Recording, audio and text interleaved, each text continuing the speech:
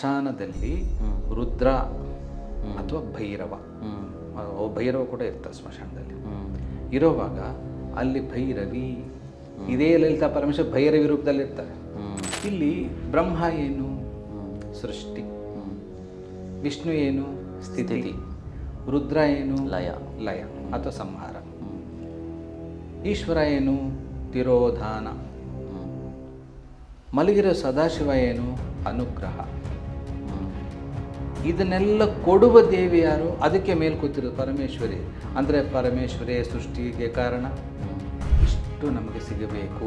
ಇದೆಲ್ಲ ಸಿಕ್ಕಿದ್ರೆ ಮಾತ್ರ ನಮಗೆ ಅದಕ್ಕೆ ಮೇಲ್ಪಟ್ಟು ಇರುವ ಲಲಿತಾ ಪರಮೇಶ್ವರಿಯ ಒಂದು ತತ್ವ ಒಂದಿಷ್ಟು ನಮಗೆ ಅರ್ಥ ಆಗುತ್ತೆ. ಒಂದಿಷ್ಟು ಪಂಚಬ್ರಹ್ಮಾಸನ ಸ್ಥಿತ ನನಗೆ ಗೊತ್ತಿರುವ ಸ್ವಲ್ಪ ನಾನು ಹೇಳೋ ಪ್ರಯತ್ನ ಮಾಡಿ. ತುಂಬ ಚೆನ್ನಾಗಿದೆ ಸರ್. ಒಟ್ಟಿನಲ್ಲಿ ಅಮ್ಮನವರಿಗೆ ಇರುವಂತಹ ಪಂಚ ಬ್ರಹ್ಮಾಸನ ಸ್ಥಿತ ಬೇರೆ ಯಾರೂ ಅಲ್ಲ, ಬ್ರಹ್ಮ ವಿಷ್ಣು ಶಿವಾದಿಗಳೇ. ಹಾಗೂ ಅದರಲ್ಲಿ ಎಸ್ಪೆಷಲಿ ನೀವು ಹೇಳ್ತಾ ಆ ಕಮಲ ಮಂಡಲ ಅಂತ ನಾನು ಕರಿಬಹುದೇನೋ, ನನಗೆ ಗೊತ್ತಿಲ್ಲ. ಯಾಕಂದರೆ ಸಹಸ್ರಾರು ವೈಟ್ ದಳ ತಾವರೆ ಬ್ರಹ್ಮಾಂಡದ ಸಹಸ್ರಾರ ಚಕ್ರ ಅಥವಾ ಲಲಿತಾ ಪರಮೇಶ್ವರ ಸಹಸ್ರಾರ ಚಕ್ರ ಏನು ಬೇಕಾದ್ರೂ ತಿಳ್ಕೊ. ಸಹಸ್ರನಾಮಕ್ಕೆ ಹೋಗೋಕ್ಕಿಂತ ಮುಂಚೆ ಈ ಅಮ್ಮನವರಿಗೆ ಬಂದಂಥ ಮಂತ್ರಗಳು ರಾಯ್ ಸ್ಟುಡಿಯೋಸ್ ನೋಡ್ತಾರಂತ ನಿಮ್ಮೆಲ್ಲರಿಗೂ ಈ ಕಾರ್ಯಕ್ರಮಕ್ಕೆ ಆತ್ಮೀಯದ ಸ್ವಾಗತ ಸುಸ್ವಾಗತ ಅಂತ ಹೇಳ್ತಾ, ನೀವು ಹೇಳಿದ್ದು ದೇವತೆಗಳು ಸಿಕ್ತು, ಅದರಿಂದ ಋಷಿಗಳಿಗೆ ಕಡಿಮೆ ಆಯಿತು, ಮನುಷ್ಯರ ಕಡಿಮೆ ಆಯಿತು. ಅದು ಲಲಿತಾ ಸಹಸ್ರನಾಮ. ಮಂತ್ರಗಳು ಅಂದಾಗ ಒಟ್ಟು 700 ಕೋಟಿ ಮಂತ್ರಗಳಿದೆ. ಎಷ್ಟು ಮಂತ್ರಗಳಿದೆ? 700 ಕೋಟಿ ಮಂತ್ರಗಳಿದೆ. 100 ಕೋಟಿ ಮಂತ್ರಗಳು ಅಮ್ಮನವರಿಗೆ. ಎಲ್ಲ ಮಂತ್ರಗಳು ಅಮ್ಮನವ್ರಿಗೆ, ಅಮ್ಮನವ್ರದ್ದೇ. ಅಲ್ಲಿಂದಲೇ ಬಿಡುಗಡೆ ಆಗಿರೋದು. 700 ಕೋಟಿ ಮಂತ್ರ, ಒಂದೊಂದು ಮಂತ್ರಕ್ಕೊಂದು ದೇವತಾ ರೂಪ ಇದೆ. ಅಂದರೆ 700 ಕೋಟಿ ದೇವತೆಗಳು. ಓಂ ಗಂ ಗಣಪತಿ ನಮಃ. ನಾನೊಂದು ಕೇಳ್ಪಟ್ಟಿದ್ದೀನಿ ಸರ್, ಸಾರಿ, ಯಾವುದಾದ್ರೂ ದೇವ್ರ ವಿಚಾರ ಮಾತಾಡುವಾಗ ನಿಮಗೆ ಆಕಳಿಕೆ ಬಂತು ಅಂತಂದರೆ ಭಗವಂತನ ಕನೆಕ್ಟ್ ಆಗಿದ್ದೀರಾ ಅಂತಲೂ ಹೇಳ್ತಾರೆ, ನಿಜಾನಾ? ದೇವ್ರ ಪೂಜೆ ಮಾಡುವಾಗ ಸಾತ್ವಿಕ ಭಕ್ತಿಯಲ್ಲಿ ಅದು ತಪ್ಪಾಗುತ್ತೆ. ತಂತ್ರ ರಾಜಸಿಕ ಭಕ್ತಿಯಲ್ಲಿ ತಪ್ಪಾಗಲ್ಲ. ಓಕೆ, ಅದು ಸಬ್ಜೆಕ್ಟ್ ಬೇರೆ. ಓಕೆ ಸರ್, ಸರಿ. ಈಗ ಇನ್ನು ಮಂತ್ರಗಳಲ್ಲಿ 700 ಕೋಟಿ ಮಂತ್ರಗಳು ಅಂತ ಹೇಳಿದ್ರಿ. ಹಾಗಾದರೆ ನಾವು ಯಾವಾಗಲೂ 330 ಕೋಟಿ ದೇವತೆಗಳು ಅಂತಲೇ ಯಾವಾಗಲೂ ಅಂದ್ಕೊಳ್ಳೋದು ನಮ್ಮ ಇಂಡಿಯಾದಲ್ಲಿ. 330 ಕೋಟಿ ದೇವತೆಗಳು. ಇವಾಗ ಅದು ಒಂದು ರೀತಿಯಲ್ಲಿ ತಪ್ಪಾಯ್ತೇನೋ, ಯಾಕಂದರೆ 700 ಕೋಟಿ ಮಂತ್ರಗಳಿಗೆ ಒಂದೊಂದು ಮಂತ್ರಕ್ಕೂ ಒಂದೊಂದು ಕೋಟಿ ದೇವತೆಗಳು ಅಂದ್ಕೊಂಡ್ರು. ಈಗ ಆಗಲೇ ಹೇಳಿದೆ, ಶ್ರೀಚಕ್ರಪುರದಲ್ಲಿ ಎಷ್ಟು ಜನ ಯೋಗಿನಿ ದೇವತೆಗಳಿದ್ದಾರೆ? ಚತುಷ್ಷಷ್ಟಿ ಯೋಗಿನಿ ದೇವತೆ, 64 ಕೋಟಿ ಯೋಗಿನಿ ದೇವತೆಗಳು ಹೇಳಿದ್ನಲ್ಲ. 330 ಕೋಟಿ ಲೆಕ್ಕಕ್ಕೆ ಹೇಳ್ದಂಗೆ ಆಗೋಯ್ತು ಸರ್. ಅದು ಬಿಟ್ಟು 3 ಕೋಟಿ ದೇವತೆಗಳು. ರಾಮಚಂದ್ರ. ಇಲ್ಲಿ ಒಂದೊಂದು ಮಂತ್ರ ದೇವತೆಗಳು. ಇದರಲ್ಲಿ ಬಹಳ ವಿಶೇಷವಾದ ವಿಷಯ ಇದೆ. ಮಣಿದ್ವೀಪ ಅಂತ ತಗೊಳ್ಳೋಣ. ಮಣಿದ್ವೀಪ ವರ್ಣನೆ ಅದು ಮಹಾನ್ ವರ್ಣನೆ ಅದು. ಮಣಿದ್ವೀಪ 18 ಅಂತಸ್ತುಗಳ ಒಂದು ಮೇಲುಗಡೆ ಗೋಪುರದಲ್ಲಿ ಅದು ಬಿಂದು ಸ್ಥಾನ. ಅಲ್ಲಿ ಪರಮೇಶ್ವರಿ ಮತ್ತೆ ಪಂಚಬ್ರಹ್ಮಾಸನ ಸ್ಥಿತಾನೆ. ಅಲ್ಲಿ ಒಂದು 7ನೇ ಆವರಣದಲ್ಲಿ 700 ಕೋಟಿ ದೇವತೆಗಳು ಸುತ್ತಲೂ ಕೂತಿರ್ತಾರೆ. ಅಂದರೆ ಆ ಆವರಣ ಎಷ್ಟು ದೊಡ್ಡದು ಯೋಚನೆ ಮಾಡಿ. ಅಂದರೆ ಮಣಿದ್ವೀಪದ ಸೈಜ್ ಏನಾಗಾರೆ 700 ಕೋಟಿ ನಮ್ಮ ಲೆಕ್ಕ ತಗೊಳ್ಳಿ. 700 ಕೋಟಿ ಜನ ಒಂದು ರೌಂಡಾಗಿ ಕೂತಿದ್ದಾರೆ ಅಂದರೆ ಎಷ್ಟು ದೊಡ್ಡದು. ಅಂದರೆ ಕೆಳಗಿರುವ ಆವರಣ ಇನ್ನೆಷ್ಟು, ಯಾಕಂದರೆ ಬರ್ತಾವ್ರ ಆವರಣ ದೊಡ್ಡದಾಗುತ್ತಲ್ವ, ಹೀಗಿದೆ ಅಲ್ವ ಆವರಣ. ಹೌದು, ಎಷ್ಟು ದೊಡ್ಡದು. ಆ 700 ಕೋಟಿ ಮಂತ್ರ ದೇವತೆಗಳು ಆ 700 ಅವರವರ ಮಂತ್ರಗಳನ್ನ ಜೋರಾಗಿ ಜಪ ಮಾಡ್ತಾರೆ, ಜೋರಾಗಿ ಹೇಳ್ತಾ ಇರ್ತಾರೆ. ಈಗ ಓಂ ಗಂ ಗಣಪತಿಯೇ ನಮಃ, ಅಲ್ಲಿ ಗಣಪತಿ ಮಂತ್ರ ಹೇಳ್ತಾ ಇದ್ದಾರೆ ಅಂತಲ್ಲ. ಅಥವಾ ಓಂ ನಮಃ ಶಿವಾಯ, ಅಲ್ಲಿ ಶಿವನು ಕೂತ್ಕೊಂಡು ಮಂತ್ರ ಹೇಳ್ತಾ ಇದ್ದಾರೆ ಅಂತಲ್ಲ. ಓಂ ನಮೋ ನಾರಾಯಣಾಯ, ಅಲ್ಲಿ ವಿಷ್ಣು ಬಂದ ಮಂತ್ರ ಹೇಳ್ತಾ ಇಲ್ಲ. ಓಂ ನಮೋ ನಾರಾಯಣಾಯನ ಮಂತ್ರಕ್ಕೊಂದು ದೇವತೆ, ಓಂ ನಮಃ ಶಿವಾಯ ಅನ್ನೋದಕ್ಕೊಂದು ದೇವತೆ, ಓಂ ಗಂ ಗಣಪತಿ ಅನ್ನೋ ದೇವತೆ. ಆಯಾ ಮಂತ್ರ ದೇವತೆಗಳು ಆಮೇಲೆ ಶಿವನೆಲ್ಲ ಸೇರ್ಕೊಂತು, ವಿಷ್ಣುವಲ್ಲಿ ಈ ಮಂತ್ರ ಸೇರ್ಕೊಂತು, ಗಣಪತಿಲಿ ಆ ಮಂತ್ರ ಅದಾಮೇಲೆ. ಇಲ್ಲಿ 700 ಕೋಟಿ ದೇವತೆಗಳು ತಮ್ಮ ಮಂತ್ರವನ್ನು ಜೋರಾಗಿ ಹೇಳ್ತಾರೆ. ಸಾಧಾರಣ ನಾವೇನು ಹೇಳ್ತೀವಿ, ಮಂತ್ರವನ್ನು ಮನಸ್ಸಲ್ಲಿ ಪಠಿಸಿ ಪೂರ್ಣ ಫಲ. ಅಲ್ಲಿ ಜೋರಾಗಿ ಹೇಳಬೇಕು. ಯಾಕೆ ಅಂದರೆ ಜೋರಾಗಿ ಹೇಳಿದಾಗ 700 ಕೋಟಿ ಮಂತ್ರ ದೇವತೆಗಳು ಜೋರಾಗಿ ಯಾಕೆ ಹೇಳ್ತಾರೆ ಅಂದರೆ, ಮೇಲೆ ಕುಳಿತಿರುವ ಬಿಂದು ಸ್ಥಾನದಲ್ಲಿ ಪಂಚಬ್ರಹ್ಮಾಸನ ಸ್ಥಿತರಾಗಿರುವ ಶ್ರೀ ಲಲಿತಾ ಪರಮೇಶ್ವರಿಗೆ 700 ಕೋಟಿ ಮಂತ್ರಗಳು ಕೇಳಿಸಬೇಕು. ಕೇಳಿಸಿದರೇನೆ 700 ಕೋಟಿ ಮಂತ್ರಗಳಿಗೆ ಚೇತನ, ಇಲ್ಲದ್ರೆ ಚೇತನ ಇಲ್ಲ. 700 ಕೋಟಿ ಮಂತ್ರವೂ ಚೇತನ ಇಲ್ಲ. ಪರಮೇಶ್ವರ ಕೇಳಿಸ್ಕೊಳ್ಳಿಲ್ಲ ಅಂದರೆ ಚೇತನ ಇಲ್ಲ. ಬಟ್ ಅಲ್ಟಿಮೇಟಾಗಿ 700 ಕೋಟಿ ಸೃಷ್ಟಿಯಾಗಿರೋದು ಅಮ್ಮನವರಿಂದನೇ, ಅಲ್ಲಿಂದ ಬಂದಿರೋದೇ. ಆ ಅಮ್ಮನವರಿಂದ ಇವರು ಮತ್ತು ಆ ದೇವತೆಗಳೆಲ್ಲರೂ ಅಮ್ಮನವ್ರಿಗೆ ಕೇಳ್ಸಂಗೆ ಹೇಳಿದ್ರೆ ಮತ್ತೆ ಅದಕ್ಕೆ ಚೇತನ. ಆವಾಗಲೇ ಅದನ್ನು ಜಪಿಸಕ್ಕೆ ನಮ್ಗೆ ಚೇತನ ಆಗಿದ್ರೆ ಅಲ್ಲಿ ಮಾತೇ ಕೇಳಿಸ್ಕೋಬೇಕು. ಅಲ್ಲಿ ದೇವತೆಗಳು ಹೇಳುವಾಗಲೇ ಕೇಳಿಸ್ಕೊಳ್ಳಿಲ್ಲ ಅಂದರೆ ಆ ಮಂತ್ರಗಳಿಗೆ ಚೇತನ ಇಲ್ಲ, ನಮಗೆಲ್ಲಿ ಚೇತನ ಬರುತ್ತೆ? ಅಂದರೆ ಮಾತೆ ಕೇಳಿಸ್ಕೊಂಡ್ರೆ ನಮ್ಮ ಮಂತ್ರಕ್ಕೂ ಚೇತನ. ಬಟ್ ನಾವು ಜಪ ಮಾಡುವಾಗ ಅಥವಾ ಮಂತ್ರ ಹೇಳುವಾಗ ಒಳಗಡೆ ಮಂತ್ರ ದೇವತೆಗಳು ಕೇಳಿಸ್ಕೊತಾರೆ. ಮಂತ್ರ ದೇವತೆಗಳು ಪರಮೇಶ್ವರಿಗೆ ಹೇಳ್ತಾರೆ. ಬಟ್ ನಾವು ಹೇಳುವಾಗ ಸೂಕ್ತ ಮನಸ್ಸಿನಲ್ಲೇ ಹೇಳಬೇಕು, ನಾವು ಜಾಸ್ತಿ ಜೋರಾಗಿ ಹೇಳೋಂಗಿಲ್ಲ, ಪೂರ್ಣ ಫಲಕ್ಕೋಸ್ಕರ. ಯಾಕೆ? ದೇವತೆಗಳ ದೇಹ ಮಂತ್ರ ದೇಹ, ಮಾನವರ ದೇಹ ಮಲಿನ ದೇಹ. ನಮ್ಮದು ಮಲಿನ. ಸರ್, ಇವಾಗ ನಾವು ಮಂತ್ರ ಅಂತಂದರೆ ಇವಾಗ ನಾವು ಎಕ್ಸಾಂಪಲ್, ನಾನೇ ಆಗಲಿ ಹನುಮಾನ್ ಚಾಲೀಸ ಹೇಳ್ತೀನಿ, ಆಮೇಲೆ ಗಾಯತ್ರಿ ಮಂತ್ರನ ಜಪ ಮಾಡ್ತೀನಿ. ಇದು ಚಾಲೀಸ ಅನ್ನೋದು ಮಂತ್ರ ಆಗುತ್ತಾ ಅಥವಾ ಮಂತ್ರ ಸ್ತೋತ್ರ ಆಗುತ್ತೆ? ಸ್ತೋತ್ರನ ಜೋರಾಗಿ ಹೇಳ್ಬೋದು ನಾವು, ಯಾವುದನ್ನಾಗಲಿ ಮಾನಸಿಕವಾಗಿ ಹೇಳೋದು ಒಳ್ಳೆ ಸೂಕ್ತ. ಜೋರಾಗಿ ಹೇಳಿದ್ರೆ ಫಲ ಕಡಿಮೆ. ಜೋರಾಗಿ 100 ಸಲ ಹೇಳೋದಂದೆ, ಮಾನಸಿಕವಾಗಿ 10 ಸಲ ಹೇಳೋದು ಒಂದೇ. ಮಾನಸಿಕವಾಗಿ ಹೇಳ್ಕೊಳೋದೇ ಒಳ್ಳೆಯದು. ಆದರೆ ಫಸ್ಟ್ ಸ್ಪಷ್ಟತೆ ಬರಬೇಕಂದ್ರೆ ಜೋರಾಗಿ ಓದ್ಬೋದು. ಈಗ ಲಲಿತಾ ಸಹಸ್ರನಾಮ ಮನಸ್ಸಲ್ಲಿ ಹೇಳ್ಕೊತೀನಿ ಅಂದರೆ ನೀವು ಮನಸ್ಸಲ್ಲಿ ನಮಗೇನು ಮಿಸ್ಟೇಕ್ ಅನಿಸಲ್ಲ, ಜೋರಾಗಿ ಹೇಳಬೇಕು. ಕಲಿಯೋವರೆಗೂ ಸ್ಪಷ್ಟ ಉಚ್ಚಾರಣೆ ಬಂತು. ಲಲಿತಾ ಸಹಸ್ರನಾಮ ಯಾವುದೇ ಸಹಸ್ರನಾಮ ಆಗ್ಬೋದು, ಸ್ಪಷ್ಟ ಉಚ್ಚಾರಣೆ ಬರಬೇಕು. ಅದಕ್ಕೆ ನಾವು ಜೋರಾಗಿ ನಾವು ಹೇಳಬೇಕಾಗತ್ತೆ. ಬಟ್ ಸಿದ್ಧಿ ಪಡ್ಕೋಬೇಕಾದ್ರೆ ನೀವು ಸುಮ್ಮನೆ ಪ್ರಾಕ್ಟೀಸ್ಗೆ ಜೋರಾಗಿ ಹೇಳಿ, ದೇವತೆ ಮುಂದೆ ಕೂತ್ಕೊಂಡಾಗ ಮಾನಸಿಕವಾಗಿ ಹೇಳಬೇಕು. ಈ ಥರ ಇಲ್ಲಿ ಗಾಯತ್ರಿ ಮಂತ್ರ ಅಂತ ನೀವು ಒಂದು ಮಾತು ಬಂತು. ಗಾಯತ್ರಿ ಮಂತ್ರ ಬಂದಿದ್ದು ಕೂಡ ಅಮ್ಮನವರಿಂದಲೇ. 9ನೇ ಆವರಣ 11ನೇ ಆವರಣ ಸ್ವಲ್ಪ ಕ್ಲಾರಿಟಿ ಇಲ್ಲ, ಅದು ಮಣಿದ್ವೀಪದ ಆ ಒಂದು ಆವರಣದಲ್ಲಿ ಗಾಯತ್ರಿ ದೇವಿ ಕೂತಿರ್ತಾರೆ.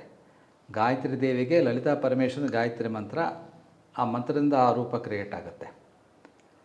ನಾವು ಇಲ್ಲಿ ವಿಶ್ವಾಮಿತ್ರನ ಸ್ಮರಣೆ ಮಾಡಬೇಕು, ಮಹರ್ಷಿಗಳನ್ನ. ಭೂಲೋಕಕ್ಕೆ ಇವತ್ತು ನಾನು ನೀವು ಎಲ್ಲರೂ ಗಾಯತ್ರಿ ಮಂತ್ರ ಜಪ ಮಾಡ್ತಾಯಿದ್ವಿ ಅಂದರೆ ಕಾರಣರು ವಿಶ್ವಾಮಿತ್ರರು. ಭೂಲೋಕ ನಮಗೆಲ್ಲ ಕೊಟ್ಟಿದ್ದವರೇ. ಗಾಯತ್ರಿ ಮಂತ್ರ ರಹಸ್ಯ ಮಂತ್ರ, ಅದು ಯಾರಿಗೂ ಸಿಗ್ತಾ ಇರಲಿಲ್ಲ. ವಿಶ್ವಾಮಿತ್ರರು ಬಂದು ವಿಶ್ವಾಮಿತ್ರರು ಹೇಳ್ತಾರೆ, ನೀನು ಜನಗಳು ತಿಳಿಸಬೇಡ ಅಂತ.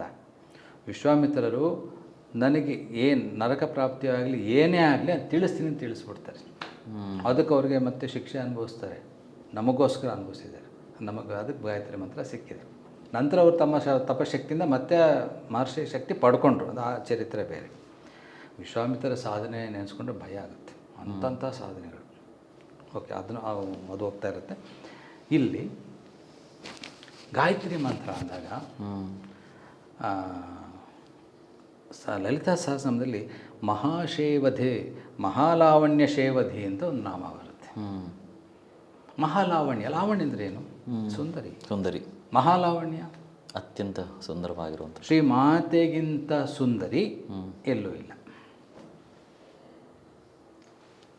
ಸರಸ್ವತಿ, ಲಕ್ಷ್ಮಿ ಇಂಥ ಸ್ತ್ರೀ ದೇವತೆಗಳು ತಮ್ಮ ದರ್ಪಣ ನೋಡಿಕೊಂಡು ಎಷ್ಟು ಚೆನ್ನಾಗಿದ್ದೀನಿ ಅಂತ ಅವ್ರಿಗೆ ಅನ್ಸತ್ತಂತೆ. ಪರಮೇಶ್ವರ ನೋಡಿದ್ಮೇಲೆ ಮುಖ ಮುಚ್ಕೊಂಡ್ಬಿಟ್ರೆ ನೀವು ಚೆನ್ನಾಗಿಲ್ಲ, ಅಲ್ಲಿಂದ ಇವರು ಬಂದಿರೋದು ನಿಜ. ಆ ರೀತಿ ಅಂತ ಸೌಂದರ್ಯವತಿ ಅಂತ. ಅದಕ್ಕೆ ಮಹಾಲಾವಣ್ಯ ಶೇವಧಿ, ಶೇವದಿಂದ ಅರ್ಥ ಮಹಾರ್ಥ, ಗಾಯತ್ರಿ ಮಂತ್ರಕ್ಕೆ ಹತ್ತಿರವಾದ ಅರ್ಥ ಶೇವಧಿ. ಏನಪ್ಪ ಅಂದ್ರೆ ಶಾ, ಅದರಲ್ಲಿಂದ ಮೊದಲು ಶಾ ಅಂದ್ರೆ ಏನು? ಶಾಂತವಾದ ಮುಖ. ಇಲ್ಲಿ ಶಾ ಇಲ್ಲ, ಶೇ ಇದೆ. ಶೇ ಅತ್ಯುನ್ನತವಾದ, ಅದಕ್ಕಿನ್ನ ಶಾಂತ ಇಲ್ಲಿಲ್ಲ. ಅಲ್ಟಿಮೇಟ್, ಅದಕ್ಕಿನ್ನ ಅದಕ್ಕೆ ಪದ ಇಲ್ಲ. ಅಂತ ಒಂದು ಶಾಂತವಾದ ಪರಮೇಶ್ವರಿಯ ಮುಖ ಶೇ ವಾ. ಎಲ್ಲಿ ಶಾಂತವಾಗಿರುತ್ತೋ ವಾ ಅಂದ್ರೆ ಅದು ಆಕರ್ಷಣೆ ಬೀಜಾಕ್ಷರ. ಈ ಮಹಾಲಾವಣ್ಯ ಶೇವಧಿ ಅಂತ ಜಪ ಮಾಡಿ ಮಾತೆ ಮುಖವನ್ನೇ ನಾವು ಧ್ಯಾನ ತಗೊಂಡಾಗ ಎದ್ದೇಳುತ್ತಾ ಇಲ್ಲ. ಆಕರ್ಷಣೆ ನಮಗೆ ಅದಕ್ಕಿಂತ ಬೇರೆ ಯಾವುದೇ ಕೆಲಸ, ಯಾವುದೇ ಸಂಪಾದನೆ, ಯಾವುದು ಮುಖ್ಯನೇ ಆಗಲ್ಲ. ಅದು ಮಾತನ್ನೇ ಕೊಡ್ತಾರೆ. ಆಕರ್ಷಣೆ, ಆ ಆಕರ್ಷಣೆ ಏನಿದೆ, ಆ ಮಾತೆ ಮುಖ ನಮ್ಗೆ ಆಕರ್ಷಣೆ ಆಯ್ತು ಅನ್ಕೊಳ್ಳೋಣ, ನಮ್ಮಲ್ಲಿ ಅಮೃತತ್ವ ಕ್ರಿಯೇಟ್ ಆಗ್ಬಿಡುತ್ತೆ. ನಮ್ಮ ಕಣ್ಣುಗಳಲ್ಲಿ, ನಮ್ಮ ಕೆನ್ನೆಯಲ್ಲಿ, ನಮ್ಮ ಸ್ಕಿನ್, ಚರ್ಮ, ಪ್ರತಿಯೊಂದು ಅಮೃತತ್ವ ಕ್ರಿಯೇಟ್ ಆಗುತ್ತೆ. ಶ್ರೇಯವ. ಇನ್ನೊಂದು ಅಕ್ಷಯ ಇದೆ ಧೀ. ಧೀ ಅಂದ್ರೆ ಏನು? ಧೀ ಶಕ್ತಿ. ಧೀ ಶಕ್ತಿ ಅಂದ್ರೆ ಏನು? ಈಗ ಮಾತಾಡೋಕ್ಕೂ ನನ್ನೊಂದು ಎನರ್ಜಿ ಬೇಕಲ್ಲ ನನಗೆ, ಶಕ್ತಿ. ಪ್ರೋಗ್ರಾಮ್ ನಡೆಸಿ ನಿಮ್ಗೊಂದು ಎನರ್ಜಿ ಬೇಕು. ನಿಜ. ಯಾರು ಏನೇ ಕೆಲಸ ಫಿಸಿಕಲ್ ಶಕ್ತಿ ಬೇಕು, ಅದೇ ಧೀ ಶಕ್ತಿ. ಗಾಯತ್ರಿ ಮಂತ್ರದಲ್ಲಿ ಏನ್ ಬರುತ್ತೆ ಕಡೆಯಲ್ಲಿ?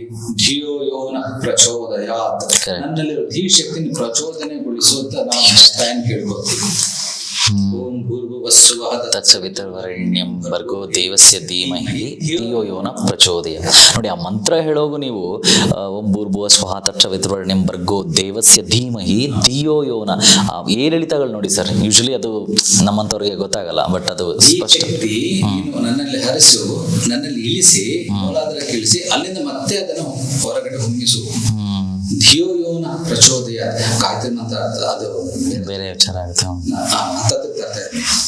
ಅಲ್ಲಿ ಮಾಧ್ಯಮುಖ ಮಹಾಲಾವಣ್ಯ ಶೇವದಿ, ಅತ್ಯುನ್ನತವಾದ ಅತಿ ಶಾಂತವಾದ, ಅದಕ್ಕಿನ್ನ ಶಾಂತ ಈ ನೆಲ್ಲು ಸಿಗೋದೆ ಅಂತ ಶಾಂತವಾದ ಮುಖದಲ್ಲಿ ವಕಾರಾಂಶ ಅಮೃತತ್ವ ಕಾಣ್ತಿದೆ. ಆವಾಗ ಅಲ್ಲಿಂದ ಧೀ ಶಕ್ತಿ. ಇದೇ ಗಾಯತ್ರಿ ಮಂತ್ರ ಉಗಮಕ್ಕೆ ಪ್ರಥಮದ ಒಂದು ಮೂಲ, ಒಂದು ಶಬ್ದ, ಅದು ಶೇವದಿ. ಅಲ್ಲಿ ಬರೋಬ್ಬರಿ 700 ಕೋಟಿ ಮಂತ್ರಗಳು ಸರ್. 700 ಕೋಟಿ ಮಂತ್ರಗಳು ನಾವು ಮಾಡಕ್ಕಾಗುತ್ತಾ? ಖಂಡಿತ ಇಲ್ಲ ಸರ್. ನಾವು 700 ಕೋಟಿ ಜನ್ಮ ಇದ್ದರೂ ಆಗಲ್ಲ. 10,000 ಮಂತ್ರ ಹೇಳ್ತೀವಲ್ಲ, ನಮಗೂ ಗೊತ್ತಿಲ್ಲ. ಗೊತ್ತಿದ್ರು 100 ಮಂತ್ರ, 100 ಸ್ವಲ್ಪ ತಿಳಿದ್ರು ನಮಗೊಂದು 5-10 ತಿಳಿದರು 100, ಅಥವಾ ಮಹಾ ತಿಳಿದ್ರು 1000 ಮಂತ್ರ ಗೊತ್ತಿರ್ಬೋದು. ಹೌದು. 700 ಕೋಟಿ ಮಂತ್ರ ಪರಮೇಶ್ವರಿಗೆ ಗೊತ್ತು. 700 ಕೋಟಿ ಮಂತ್ರ ಅಂದ್ರೆ ಜಪ ಮಾಡ್ಬೇಕಲ್ಲ ನಾವು? ಇದೊಂದು ಪ್ರಶ್ನೆ. ಇಲ್ಲ, ಆಗ್ಲೇ ಹೇಳಿದೆ, ಚಿಂತಾಮಣಿದು ಒಂದು ಹೇಳ್ತೀನಿ ಅಂತ. ಧ್ಯಾನ ಕೂತ್ಕೊಳ್ಳಿ. ಚಿಂತಾಮಣಿ ಅಂದ್ರೆ ಏನು? ಸಕಲ ಮಂತ್ರಗಳ ಆಗರ. ಹೌದು, ಒಂದು ಚಿಂತಾಮಣಿ ಸಕಲ ಮಂತ್ರಗಳ. ಧ್ಯಾನ ಕೂತ್ಕೊಳ್ಳಿ. ನಿಮ್ಮ ತುರಿಯ ಸ್ಥಿತಿ ಏನು? ಸಹಸ್ರಾರದಿಂದ ಸ್ವಲ್ಪ ಇಲ್ಲಿ ಮೇಲ್ಗಡೆ ಗಮನ ಕೊಡುವಂಥದ್ದು. ಇವಾಗ ನಾವು ಕೈ ತೊಗೊಂಡೋದ್ರು ಯಾರ ನಿಮ್ ಕೈ ಬರ್ಲಿ ಒಂದೊಂದು ಎನರ್ಜಿ ಏನೋ ಆಗುತ್ತೆ. ಯಾರದ ಕೈ ಬಂದ ತಕ್ಷಣ ಅವ್ರೇನ್ ನಮ್ಗೆ ಏನು ಟಚ್ ಮಾಡಿರಲ್ಲ, ಹಿಂದಕ್ಕೆ ಹೋಗ್ತೀವಿ. ಒಂದು ಎನರ್ಜಿ ಹಾರ, ನಮ್ಮ ಹಾರ ಸ್ಪ್ರೆಡ್ ಇರುತ್ತೆ. ಹೌದು, ಸಾಧಕರ ಹಾರ ಸ್ಪ್ರೆಡ್ ಇರುತ್ತೆ. ರಮಣ ಮಹರ್ಷಿಗಳ ಹಾರ 50 ಅಡಿ ಇರ್ತದೆ. ಅವ್ರಿಗೆ ಕೂತ್ರೆ 50 ಅಡಿ ಸರೌಂಡಿಂಗ್ ಎನರ್ಜಿ ಫೀಲ್ಡ್. 50 ಅಡಿ ಒಳಗೆ ಹೋದ್ರೆ ಎಂಥವ್ರು ಶಾಂತ ಆಗ್ಬಿಡುತ್ತೆ. ಕೋಪಿಷ್ಟ ಕೂಡ ಅಲ್ಲಿದ ತಕ್ಷಣ ಸುಮ್ಮನೆ ಆಗ್ಬಿಡು. ಆರ ಅನ್ನೋದು ಹಂಗಿರುತ್ತೆ. ಹೌದು ಸರ್, ಆರ ಪ್ರತಿಯೊಬ್ಬರಿಗೂ ಇದ್ದೇ ಇರುತ್ತೆ. ನಮಗೆಲ್ಲ 1 ಇಂಚು 2 ಇಂಚು ಇಷ್ಟೇ. ಧ್ಯಾನಸ್ಥರಿಗೆಲ್ಲ ಒಂದು ಅಪ್ರಾಕ್ಸಿಮೇಟ್ಲಿ ಒಂದು ಕೈಯಷ್ಟು ಉದ್ದ ಅಷ್ಟೇ. ಇನ್ನೊಂದು ಆದ್ರೆ ಅಂತ ಮಹಾಸಾಧಕ ವ್ಯಕ್ತಿಗಳ ಮುಂದೆ ಕೂತಾಗ ನಮ್ಗೇನೋ ಸಂತೋಷ ವ್ಯಕ್ತ ಆಗುತ್ತೆ. ಅದು ಬಡವರ ಆಹಾರದ ಪ್ರಭಾವ. ಇಲ್ಲಿ ಚಿಂತಾಮಣಿ ಸಕಲ ಮಂತ್ರಗಳ ಆಧಾರ. ಧ್ಯಾನ ಕೂತ್ಕೊಳ್ಳಿ, ತುರಿಯ ಸ್ಥಿತಿ. ಆ ಜಾಗದಲ್ಲಿ ಇಲ್ಲಿ ಚಿಂತಾಮಣಿ 1 ಮಣಿ ಸಾಲ. ಕೈಲಾಸ ವೈಕುಂಠ ಸಿಕ್ಕಿದೆ 1 ಮಣಿ, ಅನ್ಸಾದ ಇಲ್ಲಿ ಇಟ್ಕೊಳ್ಳಿ. ಹೇಳ್ದಂಗೆ ಹಳದಿ ಮತ್ತು ಜೇನುತುಪ್ಪದ ಬಣ್ಣದ ಮಣಿ, ಮಧ್ಯದಲ್ಲಿ ಬಂಗಾರ ಕಾಂತಿ, ಮಂತ್ರ ಸಾರ, ಅದು ನಾವು ಸುತ್ತಲಿರುವುದು ಮಂತ್ರ ಪ್ರಭಾವ. ಕೂತ್ಕೊಂಡಾಗ ಅದ್ರ ಮೇಲ್ಗಡೆ ಪರಮೇಶ್ವರಿ ಪಂಚಬ್ರಹ್ಮಾಸನ ಕೂತಿದ್ದಾರೆ. ನಾವು ಇಮ್ಯಾಜಿನ್ ಮಾಡ್ಕೊಬೇಕಾತರ. ಎಷ್ಟು ಇಮ್ಯಾಜಿನ್? ಬರೀ ಚಿಂತಾಮಣಿಯನ್ನ ಬರೀ ಆ ಕಲ್ಲರ್ ಮುಖಾಂತರ ನಾವು ಇಮ್ಯಾಜಿನ್ ಮಾಡ್ಕೊಂಡ್ರೆ ಸಾಕ. ನೀವು ಹೇಳ್ದಂಗೆ ಬೇಕಾದ್ರೆ ಚಿನ್ನದ ಬಣ್ಣದಿಂದ ಕೂಡಿರ್ತದೆ ಅಂತ ಮಾಮೂಲು ಅರ್ಥ. ಸರ್, ಈಗ ಅದೇ ಧ್ಯಾನಕ್ಕೆ ಕೂತ್ಕೊಂಡಾಗ ಒಂದು ರೀತಿಲಿ ನೀವು ಹೇಳೋ ಪ್ರಕಾರ ಅಮ್ಮನವ್ರನ್ನ ನಾವು ಮನಸ್ಸಿನಲ್ಲೇ ಮಾಡಿಕೊಂಡು ಯಾವುದೇ ರೀತಿ ಮಂತ್ರಗಳನ್ನ ಹೇಳೋದ್ರ ಅವಶ್ಯಕತೆ ಇದೆಯಾ, ಅಥವಾ ನಾವು ಸುಮ್ಮನೆ ಉಸಿರಾಟದ ಮೇಲೆ ಜ್ಞಾನ ಕೊಟ್ಟರೆ ಸಾಕ? ಮಂತ್ರಗಳಿದೆ, ಆದ್ರೆ ಆ ಮಂತ್ರಗಳೆಲ್ಲ ಹೇಳಕ್ಕಾಗಲ್ಲ. ನಾನು ಇನ್ನೊಂದು ಮಾತು ಹೇಳ್ಬಿಡ್ತೀನಿ. ಇದಕ್ಕೆ ಹಿಂದಿನ ಎಪಿಸೋಡ್ಗಳನ್ನ ನಾ ಹೇಳಿರೋ ಮಂತ್ರಗಳು, ಮಹಾಲಕ್ಷ್ಮಿ ಎಪಿಸೋಡಿಂದ ಮುಂದಕ್ಕೆ ನಾ ಯಾವುದೇ ಮಂತ್ರ ನಾನು ಕೆಲವು ಮಂತ್ರಗಳು ಹೇಳ್ತಾ ಇದ್ದೀನಿ. ಅದನ್ನ ಕೇಳಿಸ್ಕೊಂಡು ಹಾಗೆ ಜಪ ಮಾಡೋದು ಅಷ್ಟು ಒಳ್ಳೇದಲ್ಲ. ಅವರವರು ಗುರು ಮುಖೇನ ಮಂತ್ರವನ್ನು ಮತ್ತೆ ದೀಕ್ಷೆ ತರ ತಗೊಂಡು ಮಾಡಿದ್ರೆ ಆವಾಗ, ಯಾಕಂದ್ರೆ ಇದು ಬೀಜಾಕ್ಷರಿ ಮಂತ್ರಗಳಾಗಿರೋದ್ರಿಂದ. ಸರಿ, ಎಲ್ಲರೂ ಗುರು ಸಿಗೋದಿಲ್ಲ, ಏನ್ ಮಾಡ್ಬೇಕು ಅವಾಗ? ನಿಮ್ಮನ್ನೇ ಗುರು ಅಂತ ಗುರುವಾಗಿ ತಪಸ್ಬೇಕು. ಗುರು ಸುಲಭಕ್ಕೆ ಸಿಗಲ್ಲ. ಗುರುವಂತ ಹೋದ್ರೆ ಎಷ್ಟೋ ಕಡೆ ಏನಾಗುತ್ತೆ ಅಂದ್ರೆ ಅವ್ರ ಗುರುವೇ ನಮ್ ನೋಡಿದ ತಕ್ಷಣ ಬೇಡ ಹೋಗು ಇದ್ರನ್ನ ಹೇಳೋಗಿದ್ದಾರೆ. ಕೆಲವರು ಬಾ ಹೇಳ್ಕೊಡ್ತೀನಿ, ಕೆಲವು ಸಲ ಪರೀಕ್ಷೆಗಳು ಮಾಡಿ, ತಾಳ್ಮೆ ಪರೀಕ್ಷೆ ಮಾಡಿ ಬೇಕಂತ ಏನೇನೋ ಕೆಲಸ ಹೇಳೋದು. ಇವಾಗ ಗುರು ಒಂದ್ ಮನೆಗೆ ಹೋಗ್ತೀವಿ, ಸ್ವಲ್ಪ ಕಸ ಗುಡಿಸ್ಬಿಡು, ಸ್ವಲ್ಪ ಪಾತ್ರೆ ತೊಳೆದ್ಬಿಡು, ಮಾತ್ರ ಪಾತ್ರೆ ತೊಳೆದು ಗುರು ಅಂತ ಹೋದ್ಮೇಲೆ ಹೇಳ್ತಾಳೆ ಗುರುವಿನ ಗುಲಾಮನಾಗುವ ತನಕ ಸಿಗದೆಯ ದೊರತೆ. ಹೌದು. ಯಾಕೆ ನಮ್ಮನೆ ಪಾತ್ರೆ ತೊಳೆಯಕ್ಕೆ ಹೇಳಿದ್ರೆ, ಕಸ ಗುಡಿಸಿ ಹೇಳ್ತಾರೆ, ತಾಳ್ಮೆ ಪರೀಕ್ಷೆ ಮಾಡ್ತಾರೆ. ಕಸ ಗುಡಿಸ್ಬೇಕಾ? ಹಾಗೆ ಹೋದ್ರೆ ಹೋಗ್ಬಿಡು. ಗುರು ಪರೀಕ್ಷೆಗೆ ಹೇಳ್ತಿದ್ದಾರೆ ತೊಳೆದ್ಬಿಡೋಣ, ಪರೀಕ್ಷೆಗೆ ಹೇಳ್ತಾರೆ ಕಸ ಗುಡಿಸ್ಬೇಡ. ಕೆಲವ್ರು ಈ ಥರ ಟೆಸ್ಟ್ ಮಾಡ್ತಾರೆ, ಕೆಲವ್ರು ಮಾಡಲ್ಲ. ಬಾಪ ಅದು ಅವ್ರವ್ರೆ. ಸರಿ, ಗುರು ಎಲ್ಲೂ ಸಿಗಲಿಲ್ಲ, ಏನು ಮಾಡಬೇಕು? ಆ ಮಂತ್ರವನ್ನು ಪರಮೇಶ್ವರ ಫೋಟೋ ಮುಂದೆ ಒಂದು ಅರ್ಶಿನ ಕಲರ್ ಒಂದು ಪೇಪರ್ ಮೇಲೆ ಕೆಂಪು ಕಲರ್ನ ಮಂತ್ರವನ್ನು ಬರೆದು, ನಾ ಹೇಳುವ ಕೆಲವು ಬೀಜ ಏನು ಹೇಳಿದ್ದೀನೋ ಪರಮೇಶ್ವರ ಫೋಟೋ ಒಂದೇ ಇಟ್ಟು ಅಥವಾ ಶಿವನ ಮುಂದೆ ಇಟ್ಟು ಲಕ್ಷದ ಸಲ ಜಪ ಮಾಡ್ಬಿಟ್ಟು, ಅಮ್ಮ ನೀನೇ ಗುರುವಾಗಿ ದೀಕ್ಷೆ ಕೊಟ್ಟಿದ್ದೆ ನಂಬಿಕೆ ಮೇಲೆ ಜಪ ಮಾಡ್ಕೊಂಡು ಹೋಗ್ಬಿಟ್ಟು, ಇದೊಂದು ದಾರಿ. ಇಲ್ಲಿ ಧ್ಯಾನ ಕೂತ್ಕೊಂಡಾಗ ಆಗ್ಲೇ ಹೇಳ್ದಂಗೆ ನಮ್ಮ ತುರಿಯ ಸ್ಥಿತಿನಲ್ಲಿ ಅಂದ್ರೆ ತಲೆಯಿಂದ ಸುಮಾರು ಒಂದು ಅರ್ಧ ಅಡಿ ಒಂದಡಿ ಇಟ್ಕೊಳ್ಳಿ. ಚಿಂತಾಮಣಿ ಒಂದು ಮಣಿ, ಹಳದಿ ಮತ್ತು ಜೇನುತುಪ್ಪದ ಒಂದು ಮಣಿ, ಮಧ್ಯದಲ್ಲಿ ಚಿನ್ನದ ಒಂದು ತರಂಗ ಇರುತ್ತೆ, ಅದು ಮಂತ್ರಸಾರ. ಅದರಿಂದ ಆ ಮಣಿ ಪೂರ್ತಿ ಅದರ ಮಂತ್ರದ ಒಂದು ಆಗರ, ಮಂತ್ರ ಪ್ರಭಾವಳಿ ಅಲ್ಲಿರುತ್ತೆ. ಅದ ಊಹೆ ಮಾಡಿದ ತಕ್ಷಣ ನಮ್ಮಲ್ಲಿ ಒಂದು ಶವರ್ ಆಗುತ್ತೆ. ಮಂತ್ರ ಶಕ್ತಿ ನಮ್ಮಲ್ಲಿ ಒಂಥರ ಶವರ್ ತರ ಹಾಗೆ ಎಲ್ಲ ಹಿಡಿಯುತ್ತೆ. ಮೈಯೆಲ್ಲ ತುಂಬಿಸ್ಕೋಬಹುದು, ಒಳಗಡೆಯಿಂದ ಪಾದದವರೆಗೂ, ಈ ಬೆರಳುವರೆಗೂ, ಕೈ ಬೆರಳು, ಕಾಲು ಬೆರಳು, ಪ್ರತಿಯೊಂದು ಅಂಗಾಂಗಳಿಗೂ. ಆ ಮಣಿ ಮೇಲೆ ಮಾತೆಯನ್ನ ನಿಂತಿರೋ ತರನೋ ಕೂತಿರೋ ತರ, ಅದು ಪಂಚಬ್ರಹ್ಮಾಸನ ಸ್ಥಿತಿಯಲ್ಲಿರೋ ಮಾತೆಯನ್ನು ನಿನ್ನಿಂದ, ಚಿಂತಾಮಣಿಗ ಒಂದು ಮಂತ್ರ ಪ್ರಭಾವ ಬಂದ್ರೆ ನಿನ್ನಿಂದಲೇ, ನಿನ್ನಿಂದ ಆ ಮಣಿ ಮಂತ್ರ ಸಾರ ಬಂದಿದೆ, ಮಂತ್ರ ಪ್ರಭಾವ ಬಂದಿದೆ, ಮಂತ್ರದಿಂದಲೇ ಆಗಿದೆ ಮಣಿ ಚಿಂತಾಮಣಿ. ಇನ್ನೊಂದು ರೀತಿಯಲ್ಲಿ ಹೇಳಬೇಕು ಅಂದ್ರೆ, ಆದ್ರಿಂದ ನನಗೆ ಕಾಂತಿ ನನ್ನ ಸಹಸ್ರಕ್ಕೆ ಬಿದ್ದು ಒಳಗಡೆ ನನ್ನ ಸುಷುಮ್ನಾ ನಾಡಿಯಲ್ಲಿ ಪ್ರವೇಶ ಮಾಡಿ ಇಡಾ ಪಿಂಗಳ ನಾಡಿಯಲ್ಲಿ ಸೇರ್ಕೊಂಡು ನನ್ನ ಪ್ರತಿ ಉಸಿರಾಟುವ ಮಂತ್ರ ಸ್ವರೂಪವೇ ಆಗಿ ನನ್ನ ದೇಹದ ಕಣ ಮಂತ್ರ ಚೇತನವಾಗಲಿ, ನೀನು ಅನುಗ್ರಹ ಸಿಗಲಿ ಅನ್ನೋ ರೀತಿ ಧ್ಯಾನದಲ್ಲಿ ಕೂತ್ಕೊಂಡು ಮಾಡಬಹುದು. ಇದಕ್ಕೆ main ಬೀಜಾಕ್ಷರ Om ಹ್ರೀಂ, Om ಹ್ರೀಂ, Om ಹ್ರೀಂ. But ಓಂ ಹ್ರೀಂ ಅಷ್ಟೇ ಹೇಳ್ಬೋದು, ನಮಃ ಹೇಳಬೇಕು.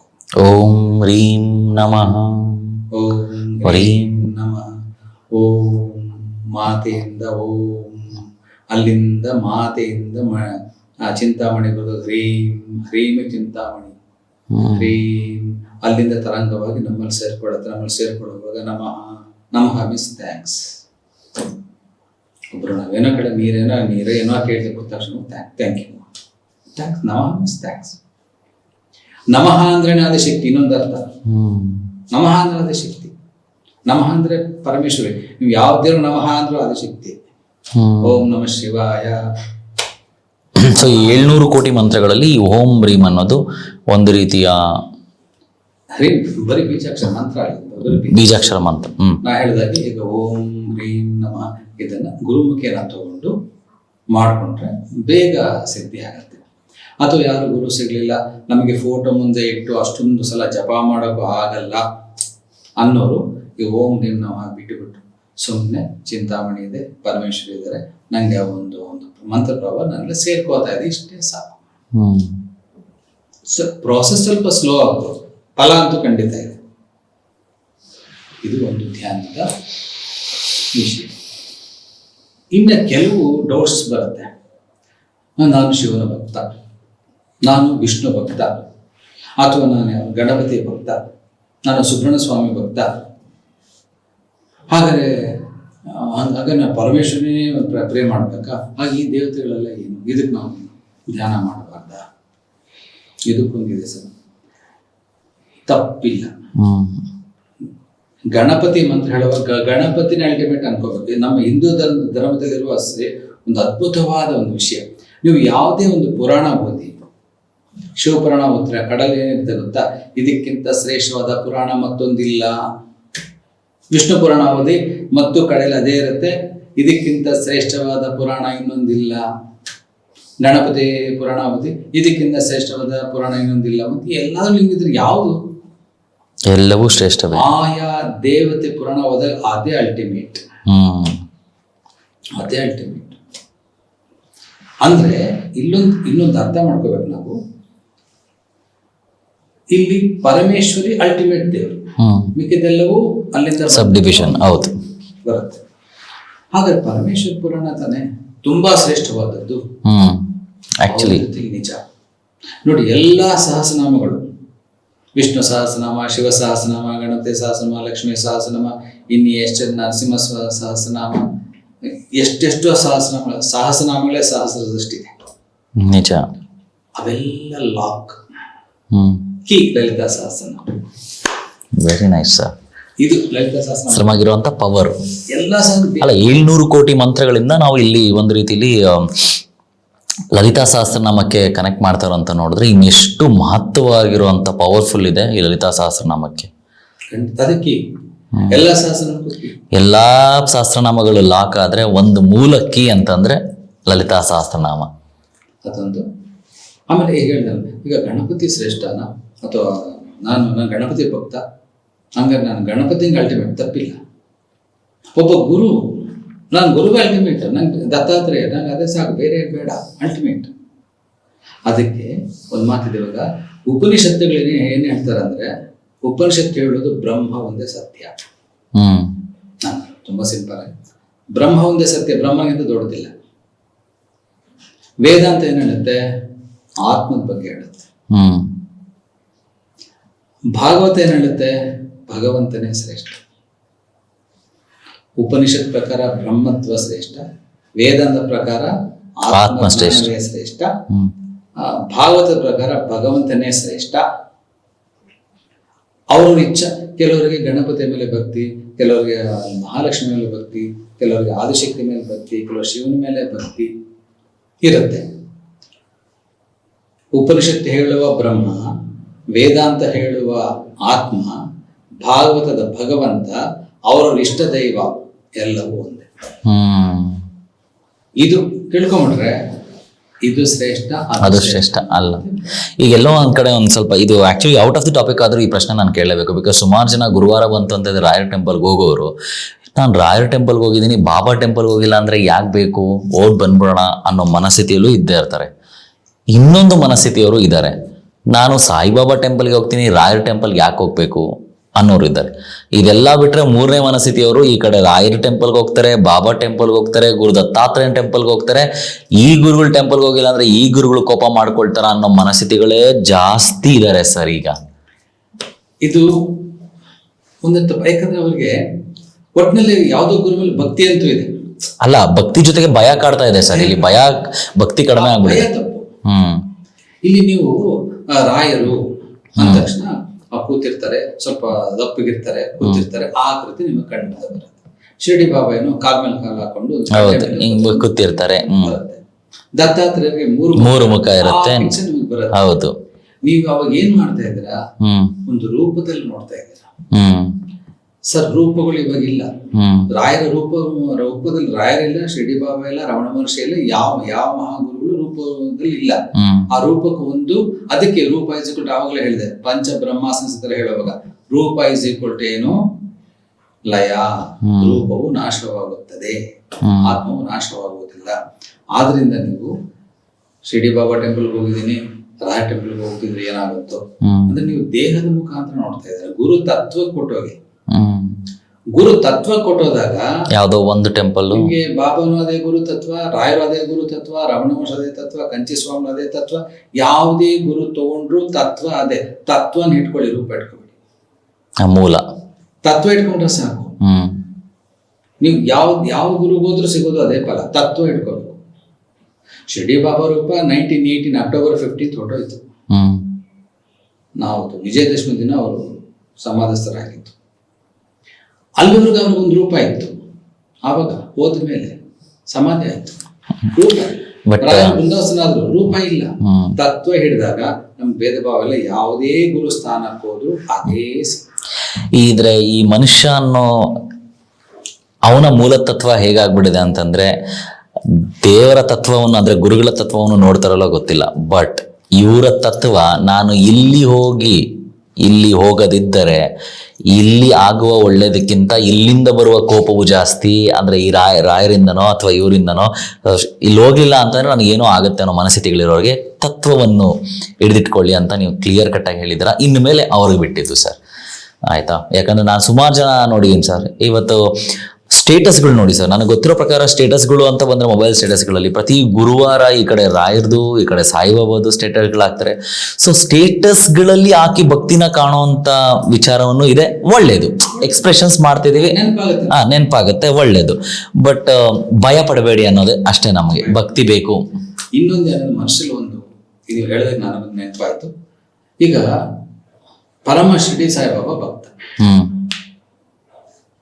ರಾಯರ ಮಠಕ್ಕೆ ಹೋಗ್ತಾನೆ, ಅಲ್ಲಿ ರಾಯರು ನಮಸ್ಕಾರ ಮಾಡ್ತಾನೆ. ಬಟ್ ಶಿರ್ಡಿ ಬಾಬಾ ನೋಡಿದಾಗ ಬರುವ ಆ ಒಂದು ಭಕ್ತಿಯ ನಮಸ್ಕಾರ ಅವನಿಗೆ ಇಲ್ಲಿ ಬರಲ್ಲ. Is connected more there. ಅಥವಾ ಪರಮ ರಾಯರ ಭಕ್ತರು ಶಿರ್ಡಿಗೆ ಹೋದಾಗ ಗುರುಸ್ಥಾನದ ನಮಸ್ಕಾರ ಮಾಡ್ತಾರೆ, ಮಾಡದೆ ಯಾರು ಬರಲ್ಲ. ಬಟ್ ಅವ್ರಿಗೆ ಮಂತ್ರಾಲಯದಲ್ಲಿ ನೋಡುವಷ್ಟು ಆ ಭಕ್ತಿ ಶಿರ್ಡಿಲಿ ಬರಲ್ಲ. ಇದು ತಪ್ಪು. ಒಂದು ಗುರುಸ್ಥಾನವಾಗಲಿ ಅಥವಾ ಆಪ್ಟು ಲಲಿತಾ ಪರಮೇಶ್ವರಿ, ಒಂದು ಶಿರಡಿ ಮಂತ್ರಾಲಯದಿಂದ ಒಂದು ಶಿವನ ದೇವಸ್ಥಾನ, ನರಸಿಂಹಸ್ವಾಮಿ ದೇವಸ್ಥಾನ, ವೆಂಕಟಸ್ವಾಮಿ. ಅಲ್ಲ, ಇದು ತಪ್ಪು ಅಂದ್ರೆ ನಮ್ಮ ವಿಚಾರಕ್ಕೆ ಮಾತ್ರ ತಪ್ಪ, ಇಲ್ಲ ದೇವರ ವಿಚಾರದಲ್ಲೂ ತಪ್ಪ ಅಂತ ಅಂದ್ರೆ ನೀವು ಭೇದ ಭಾವ ಮಾಡ್ತಾ ಇದ್ದೀರಿ ಅಂತ. ಒಂದೇ ಭಕ್ತಿ ಇರ್ಬೇಕು ಸರ್. ನನ್ ಪರಮೇಶ್ವರ ನೋಡಿದಾಗ ಮಾತ್ರ ಅತ್ಯುನ್ನತ ಭಕ್ತಿ ಬರುತ್ತೆ, ಶಿವನ ನೋಡಿದಾಗ ಏನೋ ಒಂದು ಸ್ವಲ್ಪ ಭಕ್ತಿ ಕಡಿಮೆ ಆಗತ್ತೆ. ಅಂದ್ರೆ ನಿಮ್ಮ ಭಕ್ತಿಯಲ್ಲೇ ವ್ಯತ್ಯಾಸ ನೋಡ್ತಾ ಇದ್ದೀರಾ, ಭಕ್ತಿಲಿ ವ್ಯತ್ಯಾಸ ನೋಡ್ತಾ ಇದ್ದೀರಾ. ಹೇಗ್ ನೋಡ್ತೀರಾ? ಚೇತನ ಪರಮೇಶ್ವರ ಒಂದು ಸಣ್ಣ ಚೇತನವೇ ಶಿರ್ಡಿ ಸಾಯಿಬಾಬಾ, ಪರಮೇಶ್ವರ ಸಣ್ಣ ಚೇತನವೇ ರಾಘವೇಂದ್ರ, ಪರಮೇಶ್ವರನ ಚೇತನ ರಾಮಕೃಷ್ಣ ಪರಮೇಶ್ವರ. ಯಾರದೇ ತಗೊಳ್ಳಿ, ಅವರ ಚೇತನವೇ. ನೀವು ಇಲ್ಲಿ ಭಕ್ತಿಯಿಂದ ಮಾಡಿದ್ರೆ ಅಲ್ಲೇ ಮುಟ್ಟುತ್ತೆ. ಅದು ರಾಯರು, ರಮಣ ಮಹರ್ಷಿಗಳು, ಸಾಯಿಬಾಬಾನೋ ಭೇದ ಭಾವ ಇಲ್ಲ. ಭೇದ ಭಾವ ಇಲ್ಲದಿರುವಂಥ ವಿಚಾರಗಳ ಬಗ್ಗೆ ನಾವು ಮಾತಾಡ್ತಾ ಇರೋಂಥ ಒಟ್ಟಿನಲ್ಲಿ ಇವತ್ತಿನ ಈ ಒಂದು ಕಾರ್ಯಕ್ರಮದಲ್ಲಿ ನಾವು ಇಷ್ಟು ವಿಚಾರಗಳನ್ನ ಮಾತಾಡ್ತಾ ಮಂತ್ರಗಳು, ಅಮ್ಮನವ್ರಿಗಿರುವಂಥ ಮಂತ್ರಗಳು ಎಷ್ಟು ಅಂತ ಕೇಳಿದಾಗ 700 ಕೋಟಿ ಮಂತ್ರಗಳು. ಈ 700 ಕೋಟಿ ಮಂತ್ರಗಳು ಬೇರೆ, ಸಹಸ್ರನಾಮವೇ ಬೇರೆ. ಇನ್ನು ಮುಂದಿನ ಭಾಗದಲ್ಲಿ ನಾನು ಮಾತಾಡಬೇಕಾಗಿರುವಂಥದ್ದು ಸರ್, ಲಲಿತಾ ಸಹಸ್ರನಾಮದ ಒಂದು ವಿಶೇಷತೆ ಬಗ್ಗೆ, ಲಲಿತಾ ಸಹಸ್ರನಾಮ ಓದೋರಿಗೆ ಆಗುವಂಥ ಒಳಿತಿನ ಬಗ್ಗೆ, ಹಾಗೂ ಲಲಿತಾ ಪರಮೇಶ್ವರಿಯ ಸಹಸ್ರನಾಮವನ್ನು ಓದ್ತಾ ನಿಮಗೂ ಅಥವಾ ಬೇರೆಯವ್ರಿಗೂ ಕಂಡಂಥ ಚೇಂಜಸ್ನ ಬಗ್ಗೆ ಕೆಲವೊಂದು ನೈಜ ಉದಾಹರಣೆಗಳನ್ನ ಕೊಟ್ಟು, ಲಲಿತಾ ಪರಮೇಶ್ವರಿಯ ಅವತಾರಗಳು, ಲಲಿತಾ ಪರಮೇಶ್ವರಿ ಅಮ್ಮ ಅಂದ್ರೆ ಅಖಂಡ ಬ್ರಹ್ಮಾಂಡ ನಾಯಕಿ ಸರ್. ಎಲ್ಲವೂ ಅಮ್ಮನ ಇಚ್ಛೆ, ಎಲ್ಲವೂ ಅಮ್ಮನಿಗೆ ಕನೆಕ್ಟ್ ಆಗಿರುವಂಥದ್ದು. ಸೊ ಇದರಿಂದ ನಾನು ಒಂದು ಎಳ್ಳಷ್ಟು ತಿಳ್ಕೊಂಡ್ರೆ, ನೀವು ಹೇಳುವಂಥ ಅಪಾರವಾದ ಜ್ಞಾನದಲ್ಲಿ ಒಂದು ಎಳ್ಳಷ್ಟು ಜ್ಞಾನವನ್ನು ಭಗವಂತ ತಿಳ್ಕೊಳ್ಳೋಷ್ಟು ಶಕ್ತಿ, ತಾಳ್ಮೆ, ಸಹನೆ ಹಾಗೂ ಶ್ರದ್ಧೆ ಎಲ್ಲವನ್ನು ಕೊಟ್ಟಿದ್ದಾರೆ, ಕೊಡಬೇಕು ಇನ್ನಷ್ಟು ಜಾಸ್ತಿ ಅಂತ ಕೇಳ್ಕೊಳ್ತಾ ಈ ಕಾರ್ಯಕ್ರಮ ಇಲ್ಲಿಗೆ ನಾನು ಮುಗಿಸ್ತಾ ಇದ್ದೀನಿ sir. Thank you so much. ಈಗ ನಿಮ್ಮ ಒಂದು ಸಣ್ಣ ಮಾತು ಬಂತು, ಪರಮೇಶ್ವರ ಒಂದಿಷ್ಟು ಕನೆಕ್ಟ್ ಆಗಿದ್ದೀನಿ, ಅತಿ ದಿವ್ಯವಾದ ಒಂದು ಅದ್ಭುತವಾದ ವಿಚಾರ. ಕನೆಕ್ಟ್ ಆಗಿದ್ದೀನಿ ತಿಳ್ಕೊಂಡ್ರೆ ಸಾಕು, ಪರಮೇಶ್ವರ ಕೃಪೆ ನಮ್ಮ ಮೇಲೆ ಬಿದ್ದಂಗೆ. ಸರ್, ನಾನು ಹೇಳಬಾರ್ದು, ನಿಮ್ಮ ಪಾಡ್ಕಾಸ್ಟಿಂದ ನನ್ನಲ್ಲಿ ಸಿಗ್ತಾ ಇರುವಂಥ ಭಕ್ತಿ, ಜ್ಞಾನ, ತಾಳ್ಮೆ, ಸಹನೆ ಹಾಗೂ ನನ್ನಲ್ಲೇ ಆಗ್ತಾ ಇರುವಂಥ ಕೆಲವು ಚೇಂಜಸ್ ನನಗೆ ಗೊತ್ತಿಲ್ಲ ವೀಕ್ಷಕರು ಎಷ್ಟು ಇದರಿಂದ ತಿಳ್ಕೊಳ್ತಿದ್ದಾರೆ ಅಂತ. ಬಟ್ ನನ್ನಲ್ಲಿ ಆಗ್ತಿರೋ ಚೇಂಜಸ್ ನನಗೆ ಮಾತ್ರ ಗೊತ್ತು. ಆ ಚೇಂಜಸ್ಸು, ಆ ಒಳ್ಳೆತನ ಆಟೋಮೆಟಿಕ್ ಆಗಿ ಬರ್ತಾ ಇದ್ದಾರೆ. ಯಾರೋ ಏನೋ ಒಂದು ಸಹಾಯ ಆಗ್ತಿದೆ, ಎಲ್ಲೆಲ್ಲೋ ಒಬ್ರು ಏನೋ ಒಂದು ಸಹಾಯ ಮಾಡ್ತಾರೆ, ಯಾರೋ ಒಬ್ರು ಒಳ್ಳೆ ಮಾತು ಹೇಳ್ತಿದ್ದಾರೆ. ಇದೆಲ್ಲವೂ ಭಗವಂತನ ಕೃಪೆ ಹಾಗೂ ನಾವು ಮಾಡ್ತಿರೋಂಥ ಒಂದು ಒಳ್ಳೆ ಕೆಲಸ ನಮ್ಮನ್ನ ಕೈ ಹಿಡಿತಾ ಇದೆ. ಅಮ್ಮನವರು ಸದಾ ನಮ್ಮನ್ನ ಗಮನಿಸ್ತಾ ಇದ್ದಾರೆ ಅಂತ ನಾನು ಅನ್ಕೊಳ್ತಿದ್ದೀನಿ. ಅಮ್ಮನವರ, ನಾನು ಯಾವಾಗ್ಲೂ ಹೇಳ್ತೀನಿ ಸರ್, ನಾವೆಲ್ಲ ಮೋಸ್ಟ್ಲಿ ಅಮ್ಮನವರ ಪಾದದ ಧೂಳಿನ ಕಣದಲ್ಲಿ ಎಲ್ಲೋ ಒಂದು ಮೂಲೆಯಲ್ಲಿ ಇರ್ತೀವೇನೋ, ಆದ್ರೆ ಅಮ್ಮನವರು ಈ ಸೆರಗನ್ನಾಸಿ ಆ ನೆರಳಲ್ಲಿ ನೀವೆಲ್ಲ ಬರ್ತಾ ಇದ್ದೀರಾ ಅಂತ ನನಗನ್ಸುತ್ತೆ ಸರ್. ಅಂತ ಮಹನೀಯರು ನೀವೆಲ್ಲ, ಅಂತ ಜ್ಞಾನವಂತರು, ಅಮ್ಮನವ್ರಿಗೋಸ್ಕರ ಸದಾ ತಿಳ್ಕೊಳ್ತಾ ಎಲ್ಲೋ ಒಂದ್ ಕಡೆ ನೀರು ಸಿಗಬೇಕು ಅಂದ್ರೆ ಎಷ್ಟು ಡೀಪಾಗಿ ಅಗಿತೀವೋ ಅಷ್ಟು ನೀರು ಸಿಗುತ್ತೆ ಅಂತ ಹೇಳ್ತಾರೆ. ಅಂಥದ್ರಲ್ಲಿ ಆ ಜ್ಞಾನದ ಮಾರ್ಗವನ್ನು ಅಗಿತಾ ಜ್ಞಾನ ಭಂಡಾರವನ್ನು ತಿಳ್ಕೊಳ್ಳೋದಕ್ಕೆ ನೀವು ಪ್ರಯತ್ನ ಪಟ್ಟಿದ್ದೀರಾ, ಹಾಗೂ ಆ ಜ್ಞಾನ ಭಂಡಾರವನ್ನು ಅವ್ರಿಗೂ ಕೂಡ ತಿಳಿಸಿದ್ದೀರಾ ಅಂತ ಖುಷಿಯಾಗಿದೆ. ಹಾಗೂ ಅದೇ ರೀತಿ ಅವರು ಕೂಡ ಭಾವಿಸಿದ್ದಾರೆ ಅಂತ ನಾನು ತಿಳ್ಕೊಳ್ತೀನಿ.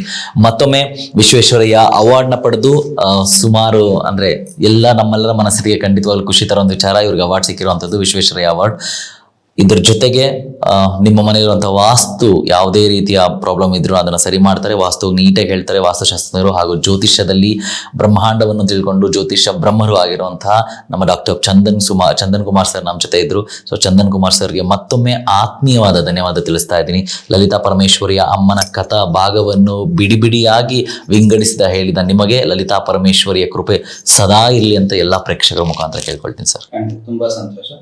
ಪರಮೇಶ್ವರಿಯ ಅನುಗ್ರಹ ನನಗೂ ನಿಮಗೂ ನಿಮ್ಮ ಟೀಮ್ಗೆ ಮೆಂಬರ್ಸ್ ಎಲ್ಲ ಸಿಕ್ಕಿ ನೋಡೋ ಪ್ರೇಕ್ಷಕರು ಕೂಡ ಸಿಗಲಿ ಅಂತ ಮನಸ್ಫೂರ್ತಿಯಾಗಿ ಕೇಳ್ಕೊತಾ ಇದ್ದೀನಿ ಸರ್. ಅರ್ಥವಾಗದ ವಿಚಾರಗಳು ಇದರಲ್ಲಿ ಉಂಟು, ಅರ್ಥವಾಗಿರುವಂಥ ವಿಚಾರಗಳು ಉಂಟು.